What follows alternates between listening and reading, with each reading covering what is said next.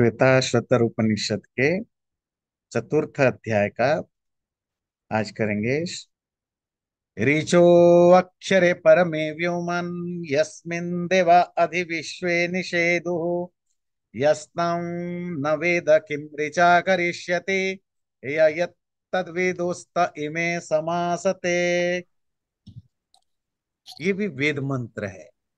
ये ऋग्वेद के प्रथम मंडल मतलब फर्स्ट मंडल 164 सूक्त 39 मंत्र नंबर है।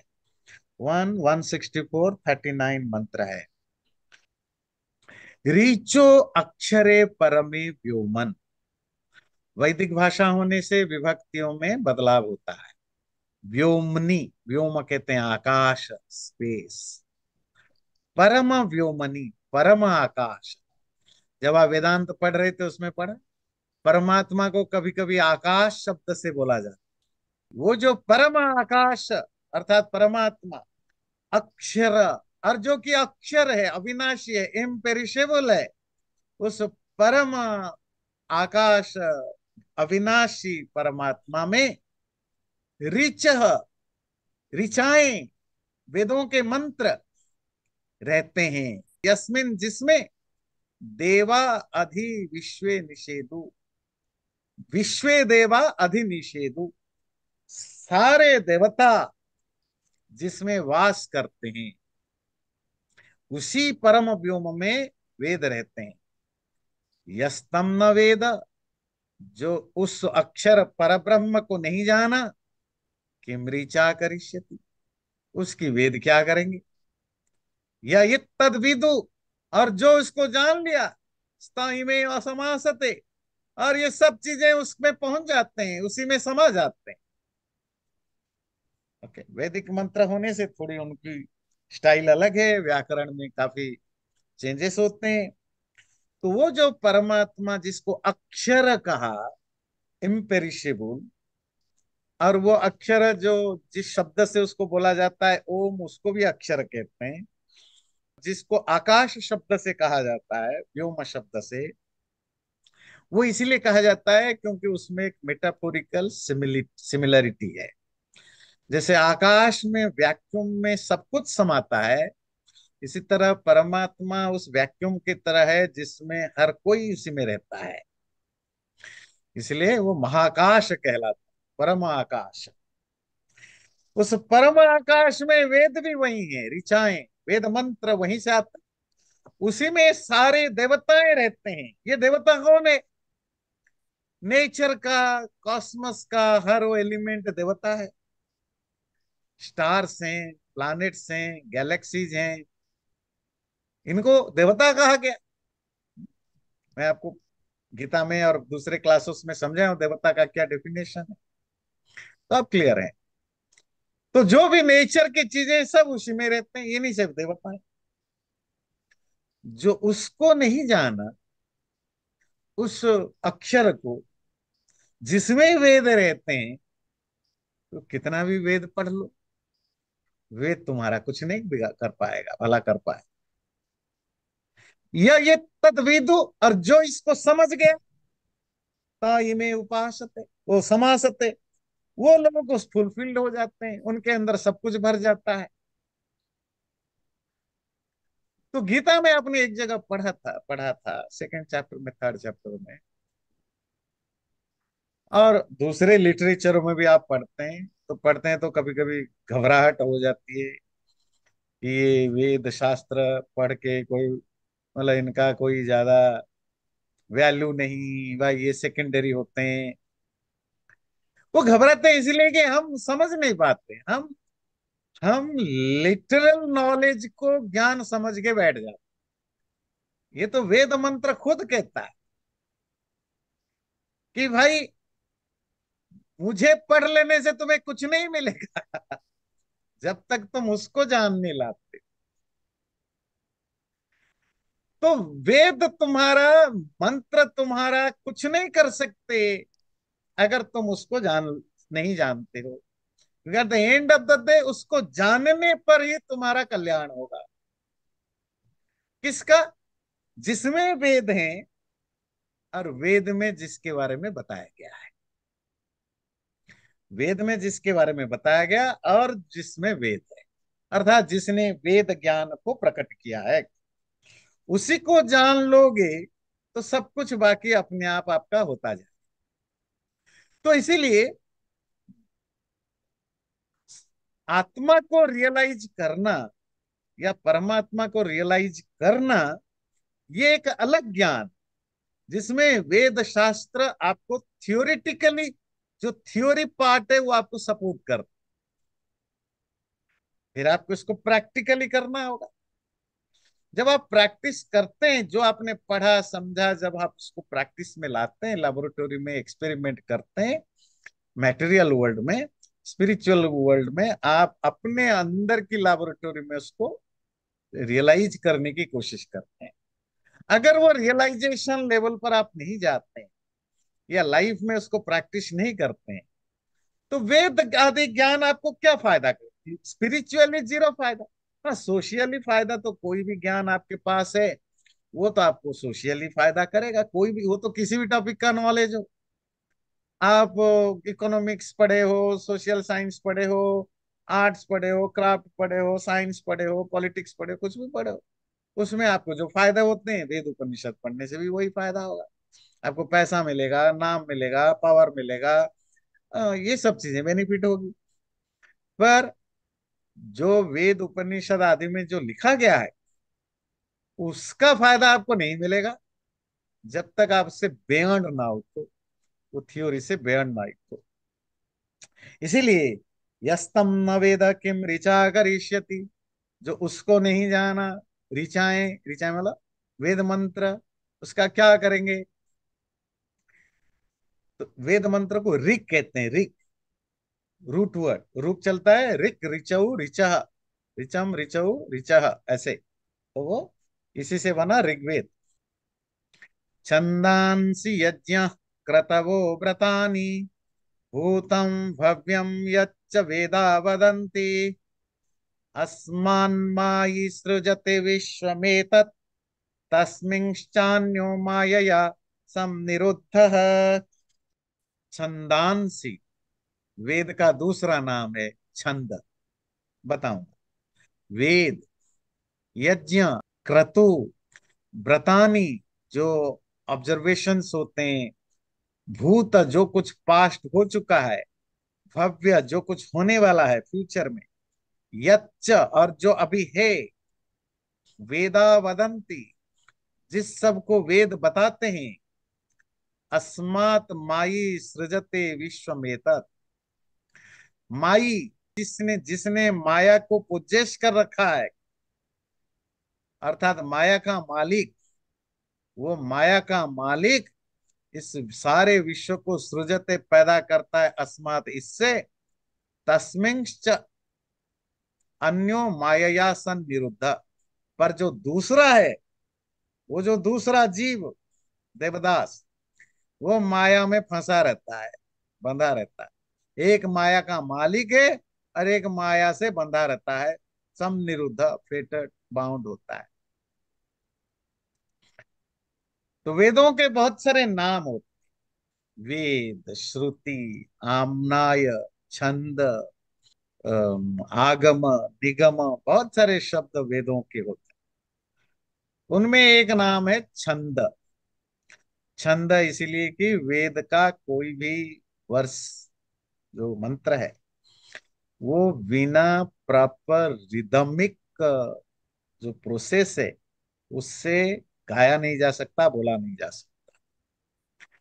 तो वैदिक, इसीलिए हर मंत्र, क्योंकि पर्टिकुलर एक मीटर से बंधा हुआ है, तो इसीलिए वेदों को छंद कहा जाता है।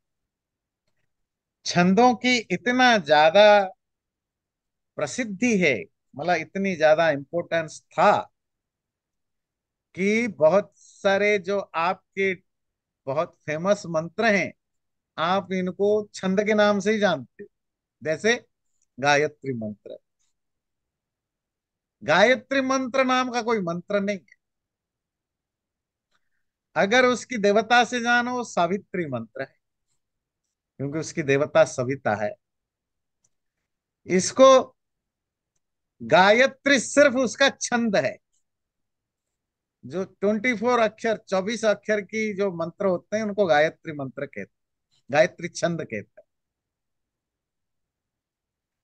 तो ये आप समझ सकते हैं कि एक मंत्र को पिछले कितने सेंचुरी से लोग गायत्री छंद के नाम से ही जानते हैं। अब तो उनको पता नहीं है कि ये छंद है। और देखिए आयरनी, देखिए अब कैसे हमारी हमारी इग्नोरेंस को लोग मैनिपुलेट करते, कैश करके दुकान खोलते। गायत्री छंद से लिखा गया मंत्र, जिसको ओरिजिनली सावित्री मंत्र या गुरु मंत्र कहते थे, अब छंद की महिमा के कारण, इंपोर्टेंस के कारण उसको गायत्री छंद मंत्र से जाना गया। अब गायत्री देवी की मंदिर बन गए। गायत्री परिवार जो पूरे श्री राम शर्मा जी का है, तो उन्होंने गायत्री को ही देवी बना दिया एक छंद के। फिर उसके ऊपर फिर उन्होंने सैकड़ों ग्रंथ लिख डाले, गायत्री पुराण, गायत्री महिमा वाला सब लिख डाले, गायत्री गायत्री और वो इतना ज्यादा इन्फ्लुएंस हुआ। तो आप पढ़े लिखे से लेकर हर कोई, कुछ लोग ऐसे जो उनको काफी इन्फ्लुएंस्ड है, वो गायत्री के अलावा कुछ सुनने को तैयार नहीं। जैसे ये इस्कॉन वाले, ये हरे कृष्ण के अलावा कुछ भी बोल दो वो आपको गालियां देने लग जाएंगे। जी ये महामंत्र है। तो खैर ये तो अब क्या करें। भेड़ और भेड़ को चराने वाले, अब आजकल नया हिंदू धर्म में तो यही है। कुछ भेड़ हैं और कुछ भेड़ को चराने वाले हैं। कुछ बकरीद के बकरी हैं और कुछ बकरियों को पाल के महीने तक और उनको हलाल करने वाले हैं। दो टाइप के लोग बचे हैं अब हिंदू धर्म में। तो हम वो भेड़ हैं, हमें चराने वाले हमारे जो सो कल्ट कल्ट लीडर हैं, जो धर्माचार्य जिन्होंने अपने अपने दुकान खोल रखा है, तो वो मालिक बने हैं। तो चलिए चलिए अलग बात। तो इसीलिए वेदों में छंदों का अपना एक इम्पोर्टेंस है। इसलिए वेद पढ़ने के लिए जो 6 वेद डायरेक्टली पढ़ना मना है, स्कॉलर्स के लिए मना, मतलब आपको समझ में नहीं आएगा। दैट्स हाउ नए जमाने में उनके लिए 6 सब्सिडियरी बुक्स लिखे गए कि पहले इनको पढ़ो, फिर आप वेद समझने की लायक बनो। उसको कहते हैं वेदांग। तो उसमें एक आता है शिक्षा, डील करता है प्रोनाउंसिएशन, इंटोनेशन, कौन से अक्षर को, कौन से सिलेबल को कैसे बोला जाए, गले के कौन से मुंह में कौन से जगह पर बोला जाए, उसमें कितनी स्ट्रेस दिया जाए, कितना ना दिया जाए। लैंग्वेज को, दुनिया में किसी भी लैंग्वेज की जो साउंड है, उस साउंड को सही ढंग से प्रोनाउंस करने के लिए जो भी पैरामीटर्स है वो उसमें सिखाया गया है। उसको कहते हैं शिक्षा ग्रंथ। फिर व्याकरण, व्याकरण तो जानते हैं, संस्कृत के जो व्याकरण है और वैदिक व्याकरण है, तो आप जानते हैं ग्रामर। शिक्षा व्याकरण, फिर छंद। छंद तीसरा वेदांग है, जिसमें मीटर्स होते हैं, क्योंकि वो हर मंत्र मीटर्स में लिखे गए हैं। और कुछ हद तक वो वैदिक मंत्र भी छंद है, अगर आपको पता नहीं तो मीनिंग में भी उसका इम्पैक्ट पड़ता है। फिर निरुक्त, एक लिटरेचर है जो एटिमोलॉजी करता है, जो शब्द व्याकरण के द्वारा समझना मुश्किल है, क्योंकि वेद बहुत पुराने हैं और व्याकरण बहुत बाद में आए। तो ऐसे शब्दों को दूसरे तरीके से नॉन व्याकरणिक स्टाइल में समझने के लिए एक लिटरेचर डेवलप हुआ, जिसको कहते हैं निरुक्त। फिर ज्योतिष, ज्योतिष वाला ये ज्योतिष नहीं जो आजकल चलता है, एस्ट्रोलॉजी। एस्ट्रोलॉजी का कोई नामो निशान सनातन धर्म में नहीं था। इससे इम्पोर्टेड, बाहर से लाया गया एक कंसेप्ट या लिटरेचर है। ज्योतिष में जो एस्ट्रोनॉमिकल स्टडी, मैथमेटिक्स, जो भारत में मैथमेटिक्स डेवलप हुआ वो ज्योतिष शास्त्र से। और एस्ट्रोनॉमिकल स्टडीज, ग्रह नक्षत्रों की जो स्टडी है, क्योंकि आपको दिन रात वर्ष ये जो गणना करनी होती है ये ज्योतिष। तो ये हो गया ना शिक्षा और एक रह गया कल्प। कल्प में तीन तीन तरह के लिटरेचर होते हैं। एक होता है श्रौत सूत्र, गृह सूत्र और शुल्ल सूत्र।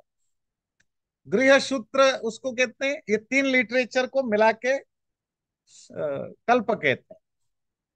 तो गृह सूत्र में जो जो घरेलू हमारी ड्यूटीज हैं, ऑब्लिगेशंस हैं, यज्ञ की अलग अलग जो छोटे मोटे जो यज्ञ होते हैं, जैसे डेली अग्निहोत्र या नैमित्तिक यज्ञ, इस तरह के चीजों का जहां डिस्क्रिप्शन है, मतलब यज्ञ की जो पंच महायज्ञ और डेली करने वाले चीजों का डिस्क्रिप्शन जहां डिटेल में है गृहस्थ के लिए, वो गृह सूत्र।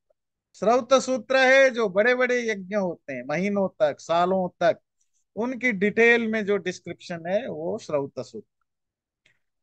और शून्य सूत्र है ये ज्योमेट्री ट्रिकोनोमेट्री का मिक्स है, जिसमें शून्य नाप चूप जो करते हैं, मेजरमेंट की लिटरेचर। शून्य का मतलब होता है मेजर की धागा, जैसे आप कहते हैं इंच टेप। तो शिक्षा, व्याकरण, छंद, निरुक्त, ज्योतिष, कल्प, ये छह वेदांग होते हैं। ये छह वेदांगों को ठीक ठीक पढ़ना जरूरी होता है वेदों को समझने के लिए। तो उनमें छंद भी एक जरूरी चीज है। तो ठीक है, वेदों को पैसिवली छंद भी कहा जाता है। तो वो यज्ञ और वो वेद जो छंद यज्ञ आप जानते हैं, जो बड़े बड़े यज्ञ होते हैं। क्रतु अर्थात जो जो दूसरे यज्ञ होते हैं, यज्ञ तीन तरह के मैंने डिटेल कर रखा है। व्रतादि जो अलग अलग तरह के हमारी संकल्प होते हैं ना, जैसे आपके यम भी एक व्रत है, नियम भी व्रत है, सत्य बोलना एक, आप प्रॉमिस करते हैं आज से मैं खाना कम खाऊंगा, मैं ये करूंगा, मैं हमारे धर्म शास्त्रों में बहुत तरह के व्रतों का वर्णन है। आप तपस्या करना चाहते हैं, अपने शरीर को, मन को, इंद्रियों को शुद्ध करना चाहते हैं, है ना। या आपसे कोई गलती हो गई, उस गलती की जो रिपेंट करने के लिए, प्रायश्चित के लिए आप कुछ करना चाहते हैं, आप एक संकल्प लेते हैं, मतलब taking a vow, then you follow it. तो उनको व्रत कहते हैं। लाइफ में किसी भी चीज में आप व्रत, ब्रह्मचर्य का, मैं आज से 5 साल तक ब्रह्मचर्य पालन करूंगा, सेलिबेसी का। हो सकता है आप 5 साल के लिए करते, 1 साल के लिए करते, जिंदगी भर के लिए करते, वो एक व्रत है।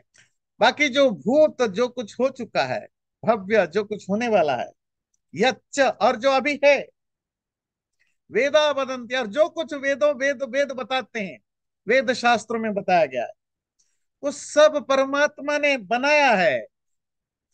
किस, वो परमात्मा का शब्द क्या दिया ग्रंथ में? माई। तो ईश्वर के लिए एक नया शब्द आपको मिल रहा है। ईश्वर को क्या कहा गया? माई। जैसे आत्मा के लिए कुछ शब्द हैं, देही, शरीरी। तो माई, माया जिसके पास है, तो वो जो परमात्मा जो माई है, माया जिस, जो पर्सन हु पोजेस माया, जो माया को ओन करता है, माया को पोजेस करता है, ये परमात्मा के लिए। माया क्या है अगले श्लोक में पढ़ेंगे। वो परमात्मा माई, वो संसार को बनाता है, विश्व में तत्सृजते, और तस्मिन उसी परमात्मा में अन्यो मायया संनिरुद्ध, एक दूसरा, वो जो देवदास हमारी आत्मा है, जीवात्मा, वो क्या करता है? उस माया से बंधा हुआ रहता है, फंसा रहता है उस माया से। कौन है वो माया? अब माया नहीं समझेंगे तो माई भी समझ में नहीं आएगा। अगला श्लोक देखिए, माया कौन है? मायाम तो प्रकृतिम विद्यान माइनम च महेश्वरम तस्यावयव भूतैस्तु व्याप्तम सर्वमिदं जगत। प्रकृति को माया समझना, प्रकृति है माया, और माई कौन है? महेश्वर। जो महान ईश्वर, जो ग्रेट गॉड परमात्मा, वो है माई। तस्य अवयव भूतेस्तु व्याप्तम सर्वमिदं जगत। ये सारा संसार उसी के अवयवों से भरा हुआ है। अब क्लियर हुआ। माया प्रकृति के लिए कहा, माई परमात्मा को कहा। माया का मतलब होता है एक्चुअली वही जो आपको इल्यूजन में रखता है। सुख को, जो दुख देने वाला उसको सुख लगे, सुख देने वाला दुख लगे, जो टेम्पररी है वो परमानेंट लगे, जो परमानेंट है वो टेम्पररी लगे। इस तरह की जो चीजों को हम माया कहते हैं। तो संसार को माया इसीलिए कहते हैं क्योंकि यहाँ आप फंस जाते हो। सही को गलत, गलत को सही, टेम्पररी को परमानेंट, परमानेंट को टेम्पररी नहीं समझते। वो आगे जा करके धीरे धीरे, माया शब्द एक पिकुलर इल्यूजन के अर्थ में यूज हुआ। ये प्रकृति माया है, अट्रैक्टिव है। अब परमात्मा माई है क्योंकि उसका मालिक है परमात्मा, पुरुष और प्रकृति। और जीवात्मा इस माया में फंसा रहता है, माया समनिरुद्ध, माया में बंधा रहता है। योनिम योनिमधितिष्ठत्येको यस्मिन्निदं सं च विचैति सर्वं तमीशानं वरदं देवमित्यं नीचायेमं शांतिमत्यंतमेति।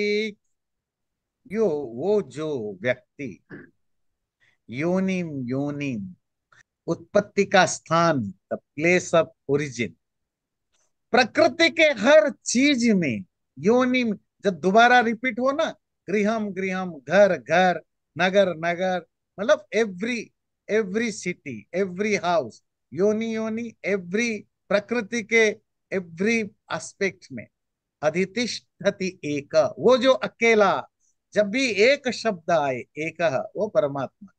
वो जो अकेला अर्थात परमात्मा इस प्रकृति के हर एस्पेक्ट में अधितिष्ठति, प्रिजाइड करता है, उसको ओन करता है।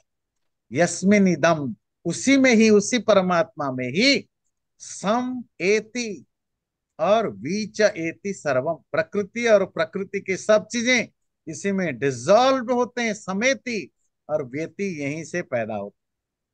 जब सृष्टि होती है तो इसी में होती है, जब प्रलय होता है भी इसी में होता है। उसी ईश को, ईशानम, उसी मालिक को वरदम, हमारे भले करने वाले को, बेनेवोलेंट को, देव को, उसी डिवाइन को, दिव्य को, ईड्यम, ईड धातु, स्तुति करना, प्रेज करना, उसी प्रशंसा के योग्य या अडोरेबल, पूजा के योग्य उस परमात्मा को निचाय, जब अच्छी तरह रियलाइज कर लग कोई व्यक्ति कर लेता है, इमाम शांतिम अत्यंतमेति, इस अत्यंत शांति को, इस एक्सट्रीम एब्सोल्यूट पीस को प्राप्त कर लेता है। तो वो परमात्मा हर उस योनि में जो कुछ भी प्रकृति को योनि, प्रकृति का दूसरा नाम योनि है। योनि मतलब ओरिजिन, जहां से कोई चीज पैदा होता है। तो प्रकृति के हर वो चीज को न केवल समाया हुआ है, प्रवेश फैला हुआ है अंदर, अपितु तो उसको वो ओन भी करता है, उसका वो अधितिष्ठति, उसका वो मालिक बना हुआ है। और उसी में ही सब चीजें पैदा होते हैं, उसी में ही नष्ट होते हैं। वो जो ईश मालिक, वरद, हमारे लिए सुख वर देने वाला, अच्छा करने वाला, बेनेवोलेंट है, सबका ईड्य है, सबके पूजने लायक है, उसी को जब कोई जान लेता है तो परम शांति को प्राप्त करता है। यो देवानां प्रभवश्चोद्भवश्च विश्वाधिपो रुद्र महर्षि हिरण्यगर्भं पश्यत जायमानं स नो बुद्ध्या शुभया संयुनक्तो। हाँ, ये लास्ट वाली लाइन बहुत सारे मंत्रों के नीचे रिपीट होता है। वो न, हाँ, हमारी सुभया बुद्धिया, अच्छी बुद्धि से संयुनक्तु जोड़े, हमें अच्छी बुद्धि से, गुड इंटेंशन, गुड विजडम के साथ हमें जोड़े। कौन? जो, यो मतलब जो देवताओं का प्रभव भी है, क्रिएटर भी है, उद्भव सपोर्टर भी है। ये देवता कौन है? प्रकृति के हर वो चीज देवता है, प्रकृति के हर चीज का वही क्रिएटर है और वही डिस्ट्रॉयर, वही डिस्ट्रॉयर है। विश्वाधिप, सारे विश्व का अधिप, मतलब मालिक या रूलर, लॉर्ड है, स्वामी है। रुद्र, रुलाने वाला भी वही है। महर्षि, महान ऋषि, सब कुछ को देखने, ऋषि का लिटरेरी मीनिंग होता है विटनेस, देखने वाला, सीयर। द ग्रेटेस्ट सीयर परमात्मा ही महर्षि है, सबसे बड़ा देखने वाला। और क्या देखता है?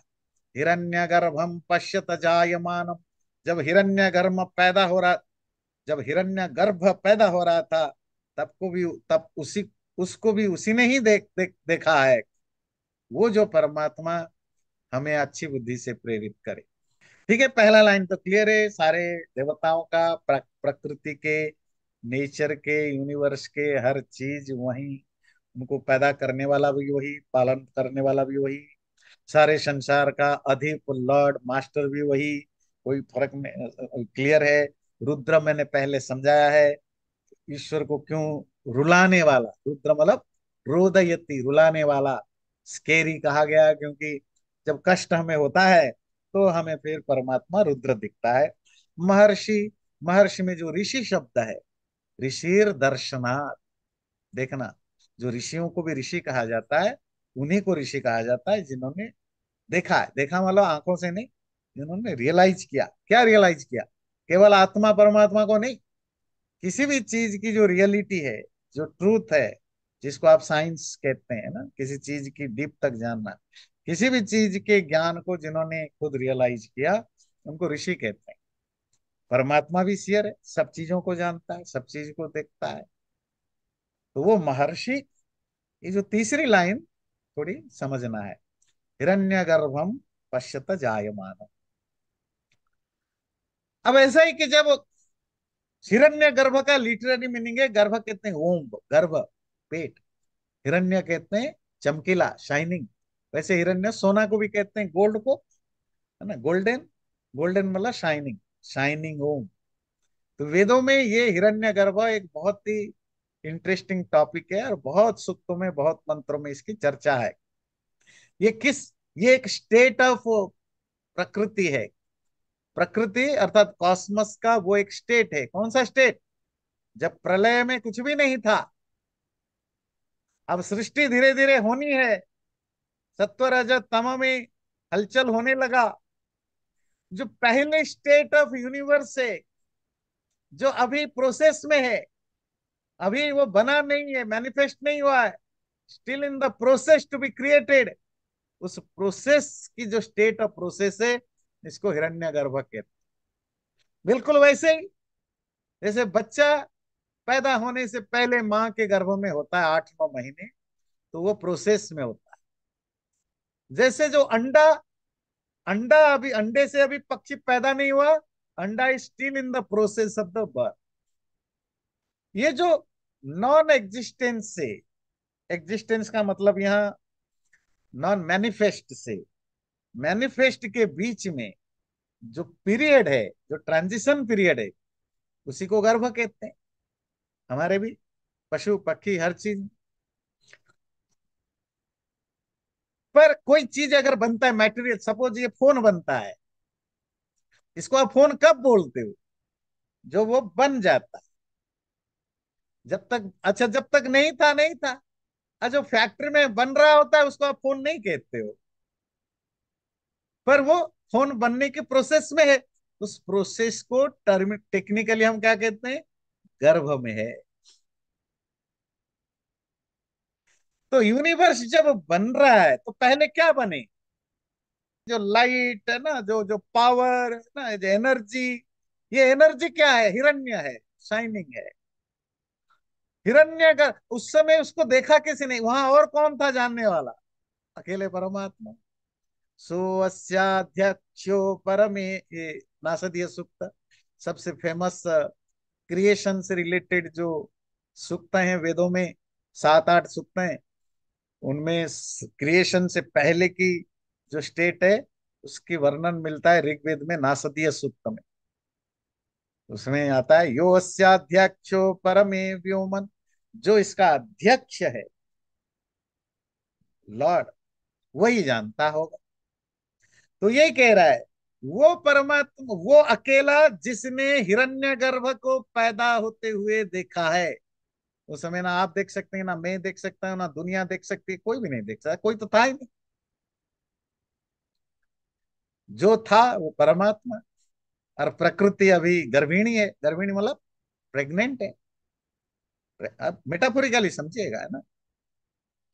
तो जिसने उस हिरण्यगर्भ जाय पैदा होता हुआ जायमान, पैदा होते हुए उस हिरण्यगर्भ को देखा, वही परमात्मा हमें अच्छी बुद्धि से जोड़े। ये अच्छी बुद्धि से जोड़े बार बार आ रहा है। तो चलिए 12 तक भी यहीं रोकते हैं।